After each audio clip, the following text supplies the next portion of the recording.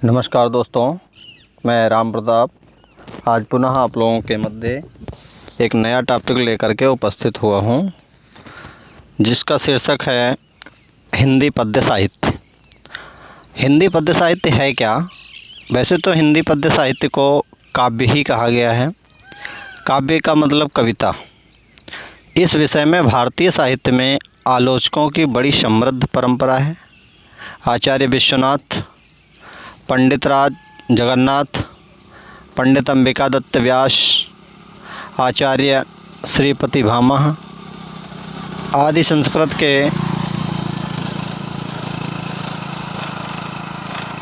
संस्कृत के विद्वानों से लेकर आधुनिक रामचंद्र शुक्ल तथा जयशंकर प्रसाद जैसे प्रबुद्ध कवियों और आधुनिक युग की मीरा कही जाने वाली महादेवी वर्मा ने कविता का स्वरूप स्पष्ट करते हुए अपने अपने मत व्यक्त किए हैं। विद्वानों का विचार है कि मानव हृदय अनंत रूपतामक जगत के नाना रूपों व्यापारों में भटकता रहता है, लेकिन जब मानव अहम की भावना का परित्याग करके विशुद्ध अनुभूति मात्र रह जाता है, तब वह मुक्त हृदय हो जाता है। हृदय की इस मुक्ति साधना के लिए मनुष्य की वाणी जो शब्द विधान करती आई है, उसे ही कविता कहते हैं। उसे ही कविता कहा जाता है। जो मुक्ति साधना के लिए मनुष्य की वाणी जो शब्द विधान करती आई है, उसे ही कविता कहते हैं। कविता मनुष्य को स्वार्थ संबंधों के संकुचित घेरे से ऊपर उठाती है और शेष सृष्टि से रागात्मक संबंध जोड़ने में सहायक होती है। काव्य की अनेक परिभाषाएं दी गई हैं। ये परिभाषाएं आधुनिक हिंदी काव्य के लिए भी सही सिद्ध होती हैं। काव्य सिद्ध चित्त को अलौकिक आनंदानुभूति कराता है तो हृदय के तार झंकृत हो उठते हैं। काव्य में सत्यम, शिवम, सुंदरम की भावना भी निहित होती है। जिस काव्य में यह सब कुछ पाया जाता है, वह उत्तम काव्य माना जाता है। अब हम देखेंगे पद्य। वास्तव में पद्य क्या है? पद्य वो छंदबद्ध या छंद मुक्त ऐसी संगीतात्मक युक्त रचना है जिसमें भाव एवं कल्पना की प्रधानता हो, वो पद्य कहलाती है। पद्य में हृदय तत्व की प्रधानता होती है। पद्य में रसानुभूति, अनुभूति की तीव्रता, विचारों, भावों और कल्पना की सृजनात्मकता के सौंदर्य का समावेश होता है। बात आती है कविता क्या है। तो कविता प्रायः पद्यात्मक और छंदबद्ध होती है। चिंतन की अपेक्षा उसमें भावनाओं की प्रधानता होती है। उसका उद्देश्य सौंदर्य की अनुभूति द्वारा आनंद की प्राप्ति कराना होता है। एक अन्य रूप में कहें तो कविता द्वारा भाषा की भी समृद्धि होती है, किंतु मूलतः कविता आनंद का साधन है। तर्क और युक्तियों का प्रयोग न कर कवि रसानुभूति का समवेत प्रभाव उत्पन्न करता है। अतः कविता में यथार्थ का यथारूप चित्रण नहीं मिलता, वरन यथार्थ को कवि जिस रूप में देखता है अथवा जिस रूप में उससे प्रभावित होता है, उसे ही वह चित्रण करता है। इसलिए कवि का सत्य सामान्य सत्य से भिन्न प्रतीत होता है।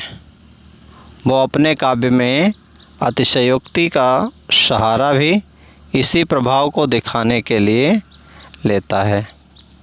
कविता में अतिशयोक्ति का होना दोष या मिथ्या न होकर अलंकार बन जाता है। अब देखेंगे कविता का विषय क्या है। तो कविता के विषय हैं, मूलतः मानव ही काव्य का विषय है। जब कवि पशु पक्षी अथवा अन्य किसी प्रकार का वर्णन करता है तब भी वह मानव भावनाओं का ही चित्रण करता है। व्यक्ति और समाज के जीवन का कोई भी पक्ष काव्य का विषय बन सकता है। आज के कवि का ध्यान जीवन के सामान्य एवं उपेक्षित पक्ष की ओर भी गया है। उसके विषय महापुरुषों तक ही सीमित नहीं है, अपितु वो सांप केचुआ आदि पर भी काव्य रचना करने लगा है। परंतु उन्नत विषय, भाव एवं विचार तथा आदर्श जीवन और उसका संदेश कविता को अमर, महत्वपूर्ण, प्रभावकारी बनाने में अधिक सामर्थ्य होते हैं। आगे देखेंगे कविता और संगीत में क्या संबंध है। कविता और संगीत,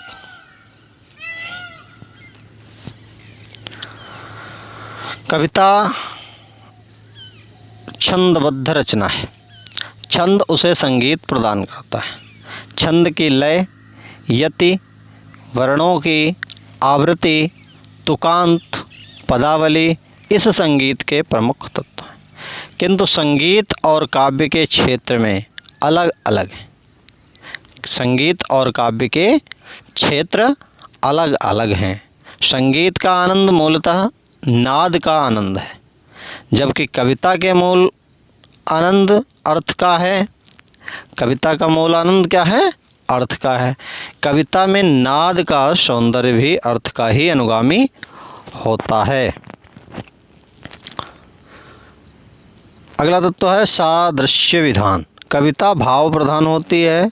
अपने भावों को पाठक के हृदय तक पहुंचाने के लिए कवि वर्ण्य विषयों के समान अन्य उदाहरण प्रस्तुत करता है, जैसे कमल के समान नेत्र, चंद्र के समान मुख, सिंह के समान वीर।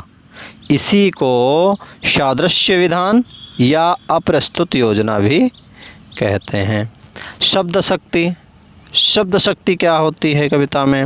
शब्द का अर्थ ही होता है बोध कराने वाली शक्ति। तो शब्द का अर्थ बोध कराने वाली शक्ति ही शब्द शक्ति कहलाती है। दूसरे शब्दों में कहें तो शब्द और अर्थ का संबंध ही शब्द शक्ति है। शब्द की तीन शक्तियाँ, अभिधा, लक्षणा और व्यंजना। अभिधा से मुख्यार्थ का बोध होता है। अभिधा से मुख्य अर्थ का पता चलता है तथा मुख्यार्थ में बाधा होने पर लक्षणा का आश्रय लेना पड़ता है। अनंत में व्यंजना से अर्थ मिलता है। कवि का उद्देश्य मुख्यार्थ, कवि का उद्देश्य मुख्य अर्थ तक ही सीमित नहीं रहता। वो कविता का आनंद लेने के लिए शब्दों के लक्ष्यार्थ और व्यंग्यार्थ तक पहुंचना आवश्यक होता है। कवि फूलों को हंसता हुआ और मुख को मुरझाया हुआ कहना पसंद करते हैं, जबकि सामान्यतः हंसना मनुष्य के लिए प्रयुक्त होता है और मुरझाना फूलों के लिए। परंतु मुख्य अर्थ जाने बिना हम लक्ष्यार्थ तथा व्यंग्यार्थ तक नहीं पहुंच सकते। कवि भी बड़ी सावधानी से शब्द चयन करता है। कवि के शब्दों की दिशा जिधर सहज रूप में बढ़े, पाठक अथवा श्रोता को भी उधर ही ध्यान देना चाहिए। ये हुए कविता के तत्व। अब देखेंगे जो हमारा हिंदी काव्य साहित्य है, इसका विकास कैसे हुआ, तो उसको हम आज केवल संक्षेप में जानेंगे। यहाँ पर हिंदी काव्य साहित्य का काल विभाजन, हिंदी काव्य साहित्य का जो काल विभाजन किया गया है वो किस तरह से देखते हैं। पहला है आदिकाल। आदिकाल क्या है? ये चला सन 743 ईसा से सन 1343 ईस्वी तक। फिर आपका आ गया पूर्व मध्यकाल। तो पूर्व मध्यकाल ये चला आपका सन 1343 ईसा से सन 1643 ईस्वी तक। फिर आपका आ गया उत्तर मध्यकाल, ये आपका चला सन 1643 ईस्वी से सन 1843 ईस्वी तक। उसके बाद में आ गया आधुनिक काल। जो आधुनिक काल चला है आपका, यह सन 1843 से आज भी आधुनिक काल ही है। तो हम आगे देखेंगे इस चारों भागों की शाखाएं क्या हैं। अब हेडिंग देख रहे हैं, हिंदी काव्य साहित्य के विभिन्न कालों से संबंधित शाखाएं। हिंदी काव्य साहित्य की जो शाखाएं हैं वो क्या हैं, इनको हम किस दृष्टि से देखते हैं। हिंदी की काव्य शाखाएं। आदिकाल, ये आदिकाल जो है हमारा,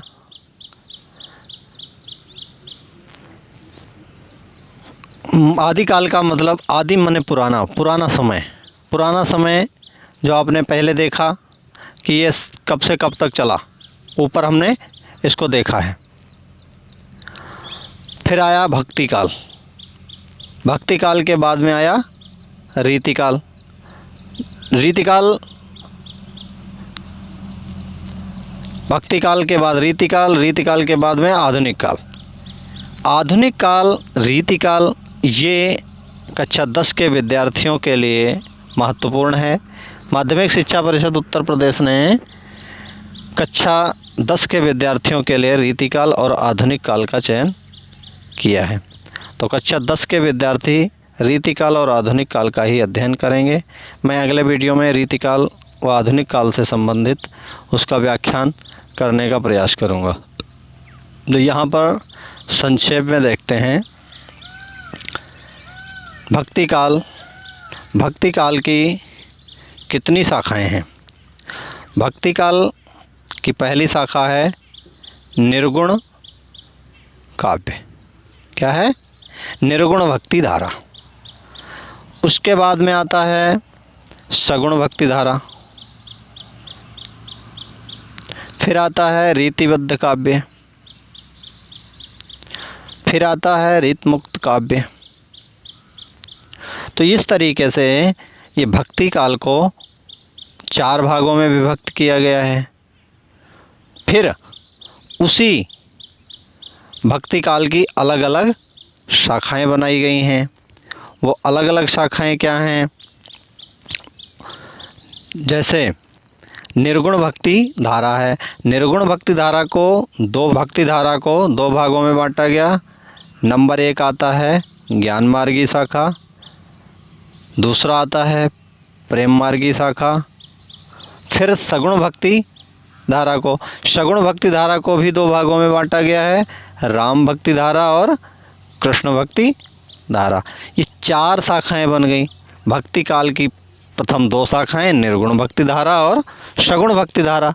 फिर निर्गुण भक्ति धारा को 2 भागों में बांट दिया गया, ज्ञान मार्गी शाखा और प्रेम मार्गी शाखा।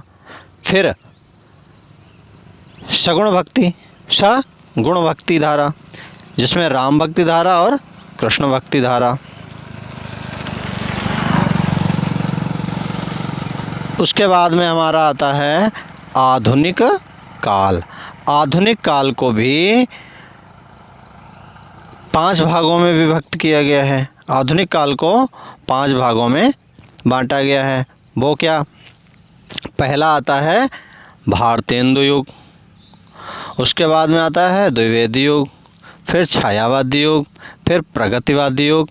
उसके बाद में आ जाता है हमारा प्रयोगवादी या नई कविता का युग, जिसको आप सभी लोग भली भांति जानते हैं कि क्या है? प्रयोगवादी, या इसको कह सकते हैं नई कविता। क्या कह सकते हैं? नई कविता। ये नई कविता होती है। ये नई कविता का युग प्रारंभ हुआ। फिर हम देखते हैं ये जो काल हैं, इनके प्रसिद्ध कवि और उनकी रचनाएं हम संक्षेप में यहाँ जानते हैं। फिर मैं कोशिश करूँगा कि आप लोगों के लिए अलग अलग युग के ऊपर एक वीडियो बनाऊं। तो यहाँ पर हम संक्षेप में देख लेते हैं विभिन्न कालों के प्रसिद्ध कवि और उनकी रचनाएं। तो सबसे पहले हमारा चला है आदिकाल, जिसको वीर गाथा काल के नाम से जाना गया। वीर गाथा काल इसको इसलिए कहा गया क्योंकि इस समय में सभी वीरों की गाथाओं का वर्णन किया गया है। जैसे पृथ्वीराज जैसे महान वीर का वर्णन है। तो यहाँ पर रचनाएं जो की गई हैं वो चंद्रबरदाई द्वारा पृथ्वीराज रासो रची गई।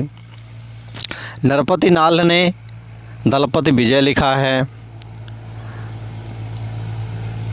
फिर हमारे जो हुए हैं दलपति विजय ने खुमाड़ रासों की रचना की है। खुमाड़ या खुमाड़ रासो कहते हैं इसको। फिर आता है हमारा भक्ति काल में सबसे पहले कबीर का नाम आता है, जिसको हम पूर्व मध्यकाल के नाम से जानते हैं। तो कबीरदास जी की रचनाएं हैं बीजक, कबीर ग्रंथावली और कबीर वचनावली। उसके बाद में आता है हमारा सूर का मतलब होता है शूरदास। सूरदास ने रचनाएं की हैं सूर सागर, साहित्य लहरी, गोवर्धन लीला और सूर 85।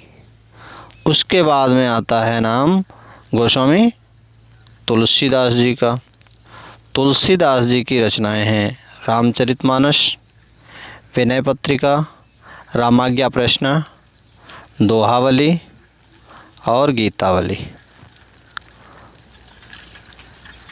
फिर अगला है हमारा रीतिकाल।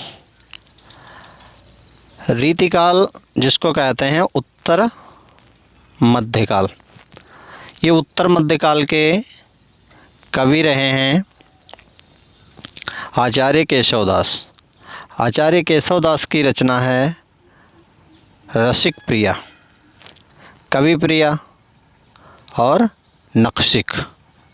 दूसरे आते हैं हमारे बिहारी जी, कविवर बिहारी कहा गया है इनको। तो बिहारी जी की रचनाएं हैं।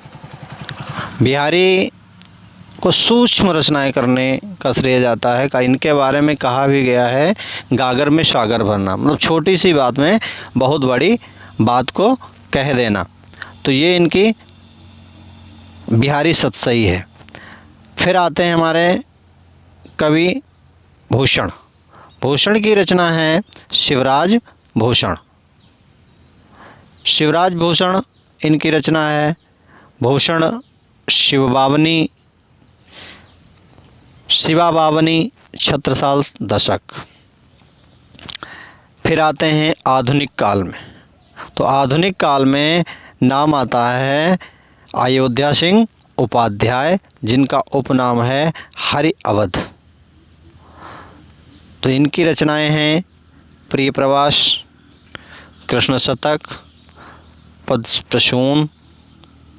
दूसरे आते हैं मैथिली शरण गुप्त, जिनकी रचना है साकेत, जयद्रथ वध, यशोधरा। फिर इन्हें आधुनिक काल में ही रखा गया है, जो हैं जयशंकर प्रसाद जी। इनकी रचनाएं हैं आंसू, कावायनी और झरना। आंसू जयशंकर प्रसाद का महाकाव्य तरीके से हमने इसमें संक्षेप में देखा कि जो प्रसिद्ध कवि हुए हैं और उनकी रचनाएं क्या हैं। इसी तरह से एक संग्रह आता है जिसमें आपको सारे कवि व उनकी रचनाएं मिलेंगी। तो आशा करता हूँ ये वीडियो आपको पसंद आया होगा, पढ़ने में कुछ मदद मिलेगी और पद्य साहित्य के बारे में संक्षिप्त जानकारी आपको मिली होगी।